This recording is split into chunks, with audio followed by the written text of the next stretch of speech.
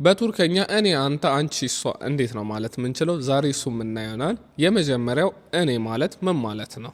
ቤን ማለት እኔ የሚለውን ሚኒንግ ይሰጠናል ማለት ነው። ሌላው ደግሞ አንተ ኦር አንቺ የሚለውን እንዴት ነው የምንለው? ትራይ ሴን ማለት አንተ ኦር አንቺ የሚለውን ሚኒንግ ይሰጠናል ማለት ነው። ተርኪሽ ወርድ ላይ እንዳልኳችሁ ከዚህ በፊት ተመሳሳይ ቃል ለወንድም ለሴት የሚጠቀሙታል። ሶ ሴን ማለት አንተ ኦር አንቺ የሚለውን ሚኒንግ ይሰጠናል ማለት ነው። ሌላው ደግሞ ኦ ምን ማለት ነው? ኦ ትራይ ኦ ማለት እሱ ኦር እሷ የሚለውን ሚኒንግ ይሰጠናል ማለት ነው። ለሂም ለሺም መጠቀም እንችላለን። ሌላው ደግሞ ቢዝ ምን ማለት ነው? ትራይ ቢዝ ማለት እኛ የሚለውን ሚኒንግ ይሰጠናል ማለት ነው። ቢዝ።